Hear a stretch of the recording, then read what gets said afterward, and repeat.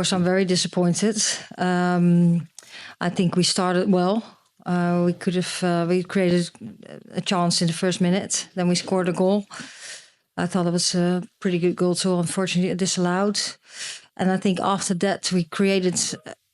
Of course, we know France was really good, but I think we created our own problems a little bit by playing short passes all the time, where they could full press, and we wanted to skip players and get in behind them to receive the ball. But then we were a bit sloppy too, so we lost the balls in those moments too, and that we didn't help ourselves with that. And it was hard for us to get out of that situation. And of course, they scored 2 goals. One when we were sloppy, we could have created a huge chance with it, but they won it and they scored a goal. So that was very unfortunate. And of course, we want to do that better. I think second half later on, I think we tried to get in behind, and we didn't create that many chances. But when we get there, we have to shoot on goal then too, get it on target. And I think after we scored the corner, we tried to force a goal, and we were close, but not close enough. And overall, of course, we want to do better. So that will be the big learnings I just talked through. And we need to move on too.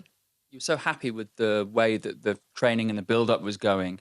Speaking to the players, they're admitting they're really frustrated with the performance tonight. Are you frustrated? Is that the best word to describe it? Yeah. Oh, yeah.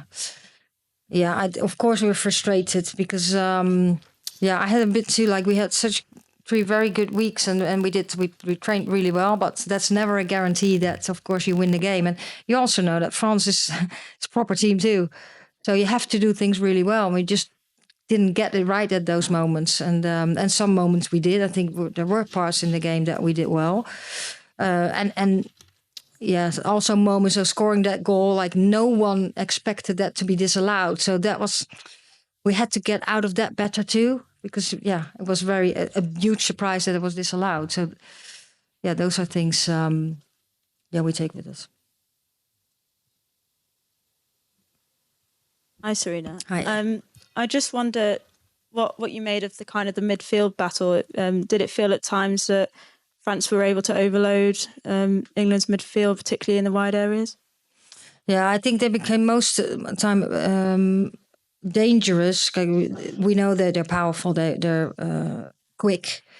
But I think the moments they became the most dangerous when we turned the ball over. And so we wanted to do that better and not get in the face, not receive the ball right in the face, so they could press that. And and then in midfield, but also up front, they're just gone then. Yeah, and I just want to ask about the substitutions, because it seemed, certainly obviously later in the game, the likes of Grace Clinton, Michelle Adjeman, when they came on, it seemed to make a difference. I wonder, in hindsight, would you have made those substitutions earlier? No, because we want to, after halftime, of course, at halftime you speak and you want to do things better and take that opportunity to do things better. And then we made a tweak with when you bring in Chloe, for example, she's not coming inside that much. And we got the opportunity in the first half too. At moments we did find the overload in our midfield. We just didn't keep the ball good enough. And then you want to take that opportunity also to do that better in the second half. And later on, then we have to change that and figure out something else to trying to harm them. Thank you. Thanks. Kit. Hi, Sarina. You started the game very well, and then you had the goal that was disallowed, and you seemed to lose your way a little bit after that. Why did the game seem to change so much on that disallowed goal? I'm not sure if it's the disallowed goal. I think what I just tried to express is that when we built, we chose to choose short passes, and that they were aiming for that, and they were really pretty good in midfield. So I think we had to go around. At moments on the right side, we had overloads where we could find that, but then you have to skip players and not playing the short passes. But when you receive them, we have to be tighter on the ball and be quicker to play it out of that press that develops too. So I think we cause a bit our own problems, knowing that when you don't do these things right against France, it's a very good team, so they can harm you. And we've heard from Leah Williamson, and she's kind of criticised the one-on-one defending of the team and called it cheap and emotional. Is that kind of an assessment you would agree with tonight? Cheap and emotional? Yeah. No, I wouldn't express it like that. I would articulate it different. How would you articulate it? Well, of course, I think that it caused, like, they're very strong and quick. And I think they came at moments in the counterattack, especially the first half. And sometimes you just have to, you try to slow down their pace, and then you come together and try to be compact and have the backward press. And so to take out the 1v1. Hi, Sarina. You seemed quite animated after their second goal. Replays did seem to. I thought it was a foul on Alessia Russo in the build-up. Is that what you were upset about? Yeah. Okay. Secondly, are you worried? Yeah, I'm not the referee, but I was upset about it. Yeah, it was a foul, in your opinion. I'm not the referee. No, it's a shame. Secondly,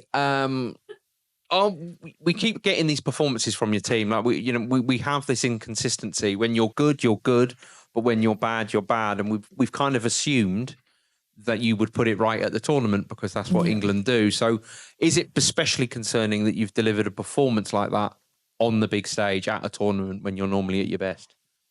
Oh, sorry. Can you repeat the last sentence? All of it, or just the... No, not all of it. No, it was quite a long question. Sorry about that. That's right. No, don't worry. Is it more worrying that you've delivered a performance like this at a tournament when traditionally, usually, you've been at your best?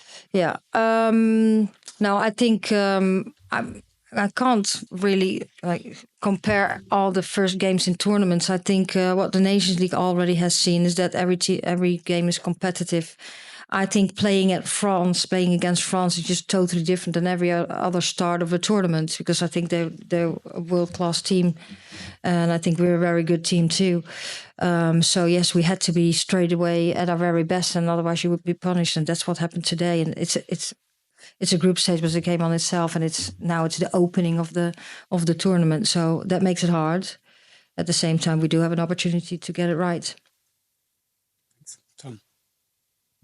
Hi, Sarina. You made a big decision to start Lauren James. Clearly, with the ball, she played well, but I think it's fair to say without the ball, she's not 100% fit. In hindsight, did you make a big gamble there? Was that a mistake to start her? Is it too soon? No, I don't see that as a mistake. It was a choice. And I think if she had scored that ball in the first minutes, and if the cross she made in the first half, where we just couldn't get ahead on, I think we would have had a different conversation. And can you tell us, why did you not make any substitutions at half-time? Were you tempted to do so after being 2-0 down? No, because I thought I had the conviction that having a conversation or having a short meeting at halftime, that we could do better at the second half, and I want to give that opportunity because we started really well, and later on we had these short passes what I just spoke about, and I think this team was capable of doing that, so I didn't want to sub straight away. Okay, we need to keep it to one more question each. We'll go to the back. Hendrik Lückhoff, ARD German Radio. The German team is a possible opponent for you and your team in the quarterfinals. May I ask you, what do you think about the German team at the moment? Well, I would like to talk about France. We're far away from the quarterfinal at the moment, so let's first talk about this game, and then going to play the Netherlands next Wednesday. And they had a good start, Germany, so that was good for them. Okay. 3 more questions, one from Charlotte, one from Tom, one from Miguel. Thank you. Hi, Sarina. Do you think Lauren James's free role left your midfield more exposed? She didn't have a total free role. And I think what we got exposed, I think, by losing the ball at moments, we actually didn't want to lose the ball, like very early in the build. And I think that was our main topic to find a solution on. And Charlotte, come to the front. Okay. Hi, Sarina. The the Netherlands coming up next in 4 days' time. They obviously are coming off a big win themselves. What have you seen? Have you seen some things from their team that you can kind of exploit? What kind of different challenge will they offer to what France posed today? Yeah, it's a different team. They're very dynamic. Of course, I know them pretty well. They want to play in the pockets and try to change the shape all the time. And they definitely want to have the ball and play, but they also want to press high at moments. So we'll get prepared for that. Final question. Hi, Sarina.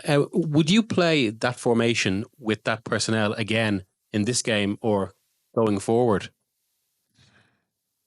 I don't know yet.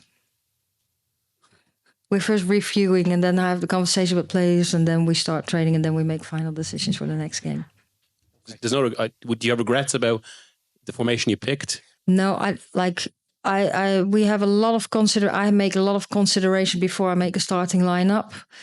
And I do it together with my technical staff. And sometimes things go well and sometimes it doesn't go well. But I don't have regrets because we try to turn every stone before we make a lineup.